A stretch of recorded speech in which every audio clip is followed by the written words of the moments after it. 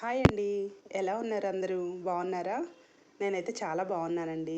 ఈరోజు నేను street style చిన్న పునుగులు ఉంటాయి కదా, అవి ఎలా చేయాలో నేను ఈ వీడియోలో మీకు చెప్పబోతున్నాను.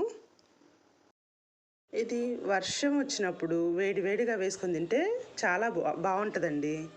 వేడివేడిగా వర్షం పడేటప్పుడు కానీ చలికాలం అయినా కానీ వేసుకొని తింటే బాగుంటుంది. దీనికి కావాల్సిన పదార్థాలు ఇడ్లీ పిండి, గోధుమ పిండి,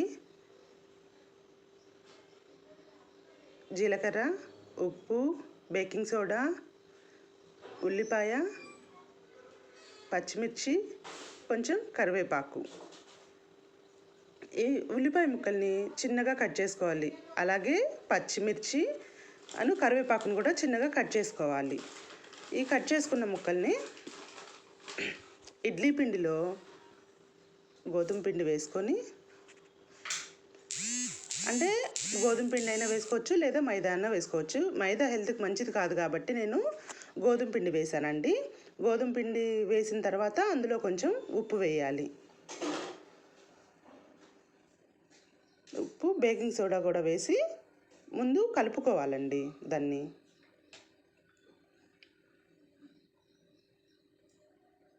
ఇందులో కొంచెం జీలకర్ర కూడా వేసుకోవాలండి.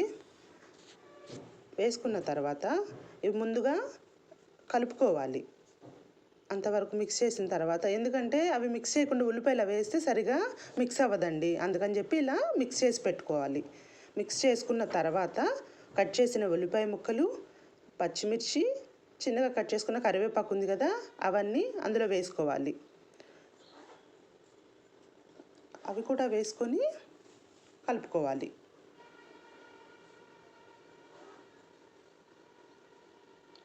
ఇదిగో కలుపుకున్న తర్వాత ఇలా తయారవుతుందండి. ఇలా తయారైన దాన్ని నూనె పోసుకొని కళాయిలో వేడి చేసుకోవాలి. అంటే మరీ బాగా వేడి అవ్వకూడదండి.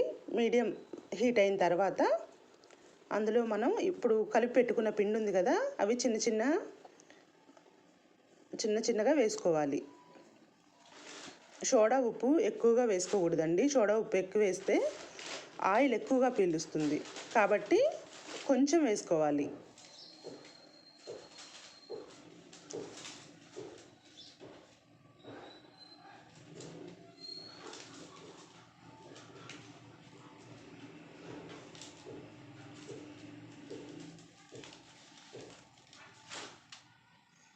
ఇలా కొంచెం వేగిన తర్వాత తిప్పి వేసుకోవాలి మళ్ళీ వాటిని.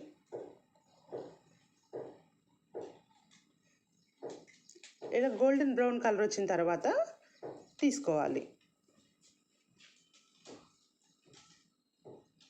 మీకు క్రిస్పీగా కావాలి అంటే ఇడ్లీ పిండి ఎక్కువగా తీసుకోవాలండి, పిండి తక్కువ తీసుకోవాలి.